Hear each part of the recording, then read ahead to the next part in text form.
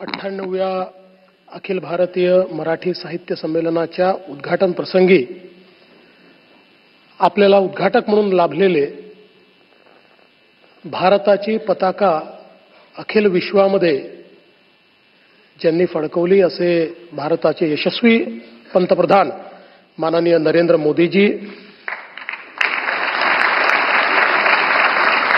स्वागत अध्यक्ष आणि आपले ज्येष्ठ नेते आदरणीय शरदचंद्र पवार साहेब,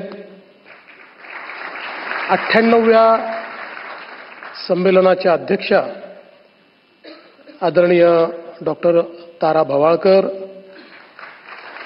त्याचप्रमाणे या ठिकाणी उपस्थित 97व्या संमेलनाचे अध्यक्ष रवींद्र शोभणेजी, डॉक्टर उषाताई तांबे, श्री संजय नाहर, श्री प्रकाश पागे, श्रीमती उज्ज्वला मेहेंदळे, या सभागृहात उपस्थित सर्व सन्माननीय अतिथीगण आणि उपस्थित भगिनी आणि बंधूंनो, खरं म्हणजे ताराबाईंचं भाषण ऐकल्यानंतर त्या भाषणामध्येच आपण राहावं असं आपल्या सगळ्यांना वाटतंय आणि माननीय प्रधानमंत्री महोदयांचं भाषण ऐकण्याची उत्कंठा आपल्याला आहे. त्याच्यामध्ये सुरात असुराचं काम करण्याचं भाग्य मला लाभलेलं आहे. पण आपल्या सर्वांकरता ही अतिशय अभिमानाची गोष्ट आहे की मराठी भाषेला अभिजात दर्जा मिळाल्यानंतर पहिलं संमेलन हे दिल्लीमध्ये होत आहे. मी आदरणीय प्रधानमंत्री महोदयांचं मनापासनं त्यांचे आभार मानतो की जगभरातील मराठी माणसाच्या मनामध्ये जे होतं की आमच्या मराठी भाषेला अभिजात दर्जा मिळाला पाहिजे, ते स्वप्न आपण पूर्ण केलं. आणि मला असं वाटतं की महाराष्ट्राच्या निर्मितीनंतर पहिल्यांदाच हे संमेलन या ठिकाणी याकरता होत आहे की सरस्वतीचे सर्व पुत्र वाट पाहत होते की कधी आमच्या भाषेला अभिजात दर्जा मिळतो, तेव्हाच आम्ही दिल्लीमध्ये संमेलन घेऊ. आणि म्हणून हे संमेलन आज दिल्लीमध्ये होत आहे. आपल्याला याची देखील कल्पना आहे की परकीय आक्रमकांनी ज्यावेळेस आपल्या भाषेला देखील त्या ठिकाणी एक प्रकारे प्रदूषित करण्याचा प्रयत्न केला, त्यानंतर पहिल्यांदा छत्रपती शिवाजी महाराजांनी हे ठरवलं की संपूर्ण राजकारभारामध्ये मराठीचाच उपयोग होईल आणि राजकारभारामध्ये जेवढे फारसी आणि अरबी शब्द आले होते ते सर्व शब्द बदलून आपले मराठी शब्द त्या ठिकाणी वापरण्याची सक्ती आणि त्याची आज्ञावली ही पहिल्यांदा छत्रपती शिवाजी महाराजांनी त्या ठिकाणी तयार केली. आणि म्हणूनच स्वभाषेचा आग्रह किंवा स्वभाषेचा स्वाभिमान हा देखील छत्रपती शिवाजी महाराजांकडूनच आपण शिकलो आहोत.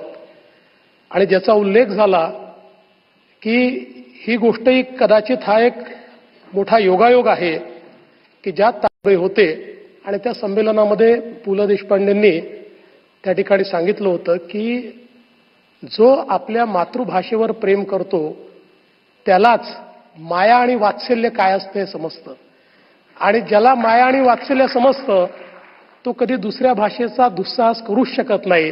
त्यामुळे तो दुसऱ्या भाषेवरही प्रेम करतो.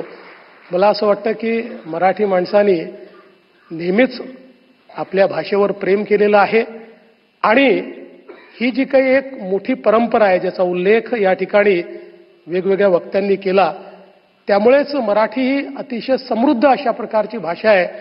कारण ती लोकभाषा झाली आणि त्यातनं जे काही लोकसाहित्य तयार झालं त्यातून खऱ्या अर्थानं मराठी पुढे जात गेली. आणि आत्ताच ताराबाईंनी सांगितलं की आमच्या संतांनी, आमच्या वारकरी संप्रदायाने कशा प्रकारे या मराठीला पुढे नेण्याचं काम केलं आणि लीळाचरित्र असेल, ज्ञानेश्वरी असेल, 12व्या शतकामध्ये इतक्या आधुनिक स्वरूपात आलेले ही जी काही ग्रंथ आहेत ते देखील मराठी किती समृद्ध त्या काळातही होती हे आपल्याला या ग्रंथांच्या माध्यमातून पाहायला मिळतं. आणि म्हणूनच या अखिल भारतीय मराठी साहित्य संमेलनामध्ये दिल्लीमध्ये इतक्या मोठ्या प्रमाणात महाराष्ट्रातनं आणि देशभरातनं लोक आलेले आहेत. आणि मला असं वाटतं की मराठी माणूस हा कला, साहित्य, संस्कृती याच्यामध्ये रममाण होणार आहे, किंबहुना त्याच्या ठायी कला, साहित्य आणि संस्कृती वसलेली आहे. आमच्यासारखे काही लोक आहेत की ज्यांच्या ठायी खाद्य संस्कृती जास्त वसलेली आहे. पण मला असं वाटतं की त्यामुळेच या ठिकाणी मराठी भाषा अशी आहे की ज्याच्यामध्ये 100 पेक्षा जास्त वेगवेगळी साहित्य संमेलनं त्या ठिकाणी होत असतात. आणि सर्व प्रकारच्या विचारांना, सर्व प्रकारच्या मला असं वाटतं बोलीभाषांना त्या साहित्य संमेलनांमध्ये एक प्रकारे महत्त्व मिळत असतं. अशा या मराठीची सेवा करण्याची संधी आपल्या सर्वांना या साहित्य संमेलनाच्या निमित्ताने मिळते आहे. मी यापेक्षा अधिक बोलणार नाही. मी अखिल भारतीय साहित्य संमेलनाला, त्याच्या नूतन अध्यक्षांना, आताच्या अध्यक्षांना सगळ्यांना खूप खूप शुभेच्छा देतो. आणि मला विश्वास आहे संजयजी, आपण सर्वांनी ही जी मेहनत केलेली आहे, हे अधिवेशन खूप ऐतिहासिक अशा प्रकारचं अधिवेशन होईल. 2 वर्षांनी 100रावं अधिवेशन करायचं आहे आणि 3 वर्षांनी या अधिवेशनांना 150 वर्ष होत आहेत. त्यामुळे ही दोन्ही अधिवेशनं अत्यंत महत्त्वाची असणार आहेत. त्याही वेळी आपण अशाच प्रकारे मराठीवर प्रेम करणाऱ्यांचा हा जो काही मेळा आहे अतिशय भव्य अशा प्रकारचा साजरा करू, हा विश्वास मी व्यक्त करतो. पुन्हा एकदा खूप खूप या संमेलनाला शुभेच्छा देतो आणि माझं बोलणं संपवतो. धन्यवाद. जय हिंद, जय महाराष्ट्र.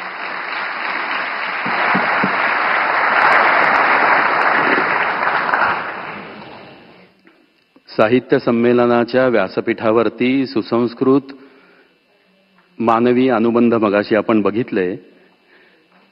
पवार साहेबांसारख्या ज्येष्ठ नेत्याला वेळेवरती पाणी देण्याची सुसंस्कृतपणा असणारे आपले पंतप्रधान आहेत.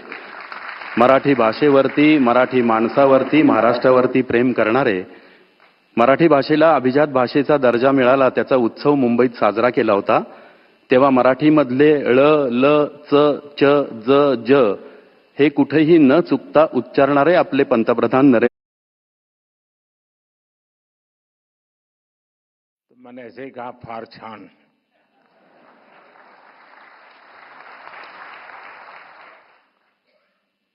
तो उन्होंने मुझे गुजराती में जवाब दिया कि बड़े पर गुजराती आवड़े छे.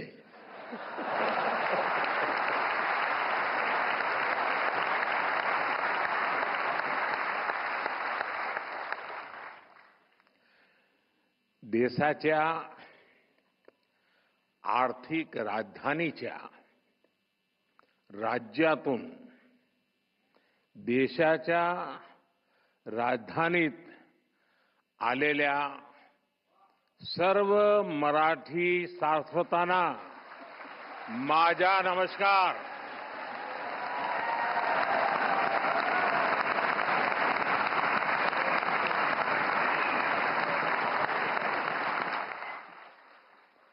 आज दिल्ली की धरती पर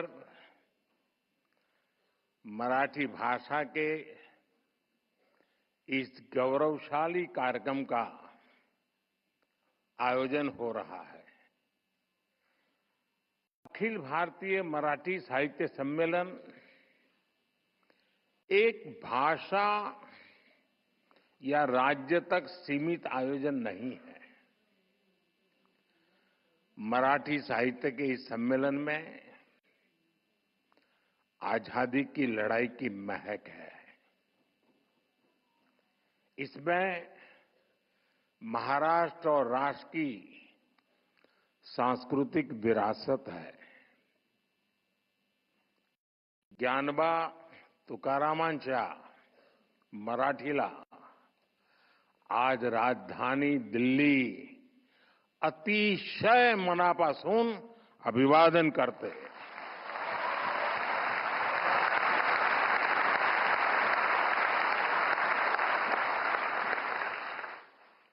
भाइयों बहनों, 1878 में पहले आयोजन से लेकर अब तक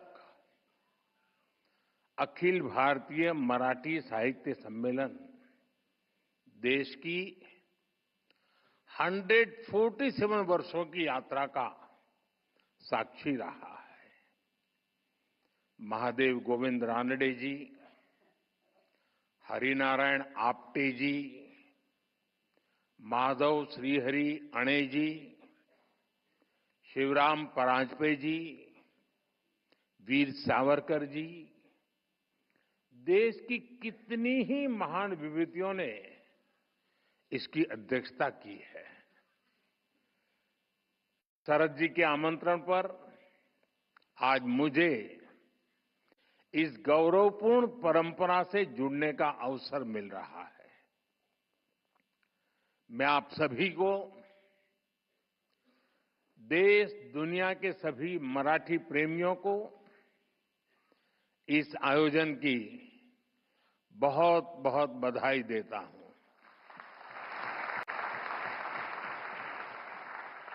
आणि आज तर जागतिक मातृभाषा दिवस आहे। तुम्ही दिल्लीतील साहित्य संमेलनासाठी दिवस सुद्धा अतिशय चांगला निवडला।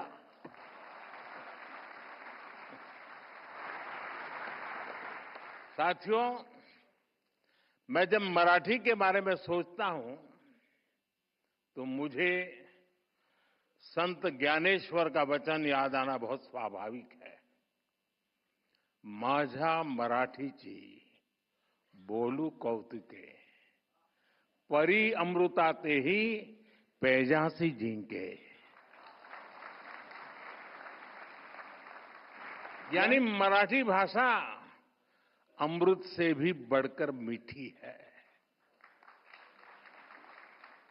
इसलिए मराठी भाषा और मराठी संस्कृति के प्रति मेरा जो प्रेम है, आप सब उससे भली भांति परिचित है। मैं आप विद्वानों की तरह मराठी में उतना प्रवीण तो नहीं हूं, लेकिन मराठी बोलने का प्रयास, मराठी के नए शब्दों को सीखने की कोशिश मैंने निरंतर की है। साथियों, ये मराठी सम्मेलन एक ऐसे समय हो रहा है जब छत्रपति शिवाजी महाराज के राज्याभिषेक के 350 वर्ष पूरे हुए हैं। जब पुण्य श्लोक अहिल्याबाई होलकर जी की जन्म जयंती के 300 वर्ष हुए हैं और कुछ ही समय पहले बाबा साहब अंबेडकर के प्रयासों से बने हमारे संविधान ने भी अपने 75 वर्ष पूरे किए हैं। साथियों, आज हम इस बात पर भी गर्व करेंगे कि महाराष्ट्र की धरती पर मराठी भाषी एक महापुरुष ने 100 वर्ष पहले राष्ट्रीय स्वयंसेवक संघ का बीज बोया था। आज ये एक वटवृक्ष के रूप में अपना शताब्दी वर्ष मना रहा है। वेद से विवेकानंद तक भारत की महान परंपरा और संस्कृति को नई पीढ़ी तक पहुंचाने का एक संस्कार यज्ञ राष्ट्रीय स्वयंसेवक संघ पिछले 100 वर्ष से चला रहा है।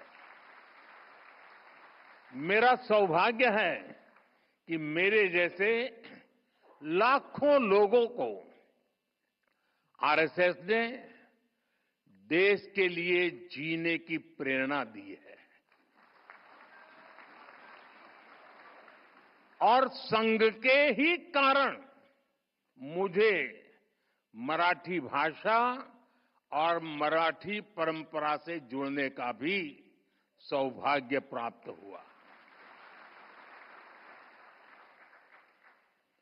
इसी कालखंड में कुछ महीने पहले मराठी भाषा को अभिजात भाषा का दर्जा दिया गया है। देश और दुनिया में 12 करोड़ से ज्यादा मराठी भाषी लोग हैं। मराठी को अभिजात भाषा का दर्जा मिले, इसका करोड़ों मराठी भाषियों को दशकों से इंतजार था। ये काम पूरा करने का अवसर मुझे मिला। मैं इसे अपने जीवन का बड़ा सौभाग्य मानता हूं। माननीय विद्वद्जन, आप जानते हैं, भाषा केवल उसके संवाद का माध्यम पर नहीं होती है। हमारी भाषा हमारी संस्कृति की संवाहक होती है। ये बात सही है कि भाषाएं समाज में जन्म लेती है, लेकिन भाषा समाज के निर्माण में उतनी ही अहम भूमिका निभाती है। हमारी मराठी ने महाराष्ट्र और राष्ट्र के कितने ही मनुष्यों के विचारों को अभिव्यक्ति देकर हमारा सांस्कृतिक निर्माण किया है। इसलिए समर्थ रामदास जी कहते थे, मराठा तीतू का मेळवावा, महाराष्ट्र धर्म वाढवावा, आहे तितके जतन करावे, पुढे आणिक मिळवावे, महाराष्ट्र राज्य करावे। जिकडे तिकडे मराठी एक संपूर्ण भाषा है। इसलिए मराठी में शूरता भी है, वीरता भी है। मराठी में सौंदर्य भी है, संवेदना भी है, समानता भी है, समरसता भी है। इसमें आध्यात्म के स्वर भी है और आधुनिकता की लहर भी है। मराठी में भक्ति भी है, शक्ति भी है और युक्ति भी है। आप देखिए, जब भारत को आध्यात्मिक ऊर्जा की जरूरत हुई तो महाराष्ट्र के महान संतों ने ऋषियों के ज्ञान को मराठी भाषा में सुलभ कराया। संत ज्ञानेश्वर, संत तुकाराम, संत रामदास, संत नामदेव, संत तुकडोजी महाराज, गाडगे बाबा, गोरा कुमार और बहिणाबाई, महाराष्ट्र के कितने ही संतों ने भक्ति आंदोलन के जरिए मराठी भाषा में समाज को नई दिशा दिखाई। आधुनिक समय में भी गजानन दिगंबर माडगुलकर और सुधीर फड़के की गीत रामायण ने जो प्रभाव डाला वो हम सब जानते हैं। साथियों, गुलामी के सैकड़ों वर्षों के लंबे कालखंड में मराठी भाषा आक्रांताओं से मुक्ति का भी जयघोष बनी। छत्रपति शिवाजी महाराज, संभाजी महाराज और बाजीराव पेशवा जैसे वीर मराठा वीरों ने दुश्मनों को नाको चने चबाना दिए, उनको मजबूर कर दिया। आजादी की लड़ाई में वासुदेव बलवंत फड़के, लोकमान्य तिलक और वीर सावरकर जैसे सेनानियों ने अंग्रेजों की नींद उड़ा दी। उनके इस योगदान में मराठी भाषा और मराठी साहित्य का बहुत बड़ा योगदान था। केसरी और मराठा जैसे समाचार पत्र, कभी गोविंदाग्रजी की ओजस्वी कविताएं, राम गणेश गडकरी के नाटक, मराठी साहित्य से राष्ट्र प्रेम की जो धारा निकली, उसने पूरे देश में आजादी के आंदोलन को सींचने का काम किया। लोकमान्य तिलक ने गीता रहस्य भी मराठी में ही लिखी थी, लेकिन उनकी इस मराठी रचना ने पूरे देश में एक नई ऊर्जा भर दी थी। साथियों, मराठी भाषा और मराठी साहित्य ने समाज के शोषित, वंचित वर्ग के लिए सामाजिक मुक्ति के द्वार खोलने का भी अद्भुत काम किया है। ज्योतिबा फुले, सावित्रीबाई फुले, महर्षि कर्वे, बाबा साहब आंबेडकर, ऐसे कितने ही महान समाज सुधारकों ने मराठी भाषा में नए युग की सोच को सिंचने का काम किया था। देश में मराठी भाषा ने बहुत समृद्ध दलित साहित्य भी हमें दिया है।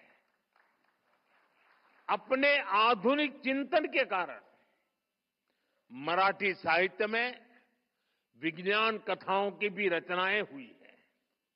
अतीत में भी आयुर्वेद, विज्ञान और तर्कशास्त्र में महाराष्ट्र के लोगों ने अद्भुत योगदान दिया है। इसी संस्कृति के कारण महाराष्ट्र ने हमेशा नए विचारों और प्रतिभाओं को भी आमंत्रित किया और महाराष्ट्र ने इतनी प्रगति की है। हमारी मुंबई महाराष्ट्र ही नहीं बल्कि पूरे देश की आर्थिक राजधानी बनकर उभरी है। और भाइयों बहनों, जब मुंबई का जिक्र आया है तो फिल्मों के बिना न साहित्य की बात पूरी होगी और न मुंबई की। ये महाराष्ट्र और मुंबई ही है जिसने मराठी फिल्मों के साथ साथ हिंदी सिनेमा को ये ऊंचाई दी है। और इन दिनों तो छावा की धूम मची हुई थी।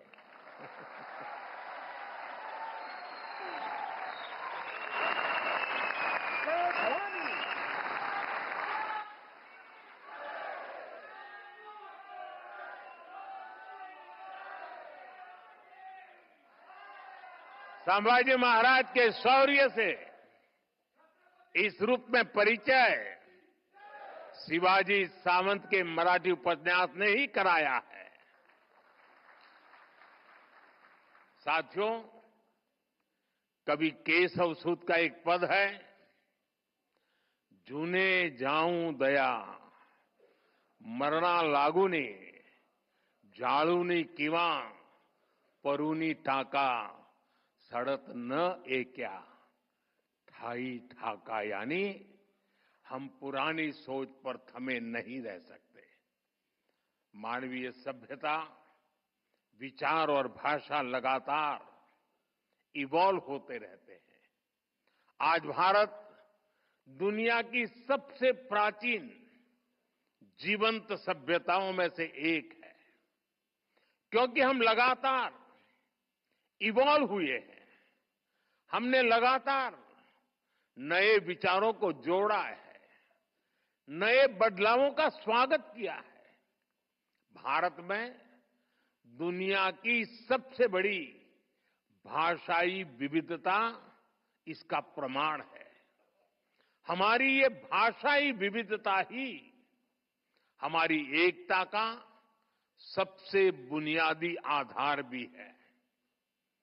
मराठी खुद इसका सबसे बड़ा उदाहरण है, क्योंकि हमारी भाषा उस मां की तरह होती है जो अपने बच्चों को नए से नया, अधिक से अधिक ज्ञान देना चाहती है। मां की तरह ही भाषा भी किसी से भेदभाव नहीं करती। भाषा हर विचार का, हर विकास का आलिंगन करती है। आप जानते हैं, मराठी का जन्म संस्कृत से हुआ है, लेकिन इसमें उतना ही प्रभाव प्राकृत भाषा का भी है। ये पीढ़ी दर पीढ़ी आगे बढ़ी है। इसने मानवीय सोच को और अधिक व्यापक बनाया है। अभी मैंने लोकमान्य तिलक जी की गीता रहस्य का जिक्र किया। गीता रहस्य संस्कृत गीता की व्याख्या है। तिलक जी ने मूल गीता के विचारों को लिया और मराठी बोध से उसे और ज्यादा जन सुलभ बनाया। ज्ञानेश्वरी गीता में भी संस्कृत पर मराठी में टिप्पणी लिखी गई। आज वही ज्ञानेश्वरी देश भर के विद्वानों और संतों के लिए गीता को समझने के लिए एक मानक बन गई है। मराठी ने दूसरी सभी भारतीय भाषाओं से साहित्य को लिया है और बदले में उन भाषाओं को भी समृद्ध किया है। जैसे कि भार्गव राम विठ्ठल बरेकर जैसे मराठी साहित्यकारों ने आनंद मठ जैसी कृतियों का मराठी अनुवाद किया। विंदा करंदीकर, इनकी रचनाएं तो कई भाषाओं में आई। उन्होंने पन्नाधाय, दुर्गावती और रानी पद्मिनी के जीवन को आधार बनाकर रचनाएं लिखी। यानी भारतीय भाषाओं में कभी कोई आपसी वैर नहीं रहा। भाषाओं ने हमेशा एक दूसरे को अपनाया है, एक दूसरे को समृद्ध किया है। साथियों, कई बार जब भाषा के नाम पर भेद डालने की कोशिश की जाते हैं तो हमारी भाषाओं की साझी विरासत ही उसका सही जवाब देती है। इन भ्रमों से दूर रहकर भाषाओं को समृद्ध करना, उन्हें अपनाना, ये हम सबका सामूहिक दायित्व है। इसलिए आज हम देश की सभी भाषाओं को मेन स्ट्रीम लैंग्वेज के रूप में देख रहे हैं। हम मराठी समेत सभी प्रमुख भाषाओं में शिक्षा को बढ़ावा दे रहे हैं। अब महाराष्ट्र के युवा मराठी में हायर एजुकेशन, इंजीनियरिंग और मेडिकल की पढ़ाई वहां का युवा आसानी से कर सकेंगे। अंग्रेजी न जानने के कारण प्रतिभाओं की उपेक्षा करने वाली सोच को हमने बदल दिया है। साथियों, हम सब कहते हैं कि हमारा साहित्य समाज का दर्पण होता है। साहित्य समाज का पथ प्रदर्शक भी होता है। इसलिए साहित्य सम्मेलन जैसे कार्यक्रमों की, साहित्य जैसे जुड़ी संस्थाओं की देश में बहुत अहम भूमिका होती है। गोविंद रानडे जी, हरिनारायण आप्टे जी, आचार्य अत्रे जी, वीर सावरकर जी, इन महान विभूतियों ने जो आदर्श स्थापित किए, मैं आशा करता हूं अखिल भारतीय मराठी साहित्य महामंडल उन्हें और आगे बढ़ाएगा। 2027 में साहित्य सम्मेलन की इस परंपरा को 150 वर्ष पूरे होंगे और तब 100वां सम्मेलन होगा। मैं चाहूंगा आप इस अवसर को विशेष बनाएं। इसके लिए अभी से तैयारी करें। कितने ही युवा आजकल सोशल मीडिया के जरिए मराठी साहित्य की सेवा कर रहे हैं, आप उन्हें मंच दे सकते हैं, उनकी प्रतिभा को पहचान दे सकते हैं। ज्यादा से ज्यादा लोग मराठी सीखें, इसके लिए आप ऑनलाइन प्लेटफॉर्म को भाषिणी जैसे इनिशिएटिव्स को बढ़ावा दें। मराठी भाषा और साहित्य को लेकर युवाओं के बीच प्रतियोगिताओं का आयोजन भी किया जा सकता है। मुझे विश्वास है आपके ये प्रयास और मराठी साहित्य की प्रेरणाएं विकसित भारत के लिए 140 करोड़ देशवासियों को नई ऊर्जा देंगे, नई चेतना देंगे, नई प्रेरणा देंगे। आप सभी महादेव गोविंद रानड़े जी, हरिनारायण आप्टे जी, माधव श्रीहरि अणे जी, शिवराम परांजपे जी जैसे महान व्यक्तित्व की महान परंपरा को आगे बढ़ाएं। इसी कामना के साथ आप सभी का एक बार फिर बहुत बहुत धन्यवाद।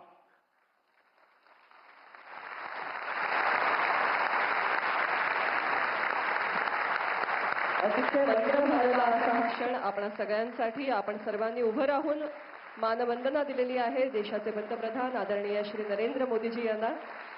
यानंतर शमीमा अख्तर पसायदान म्हणतील आणि मग आजच्या उद्घाटन सोहळ्याची सांगता होईल.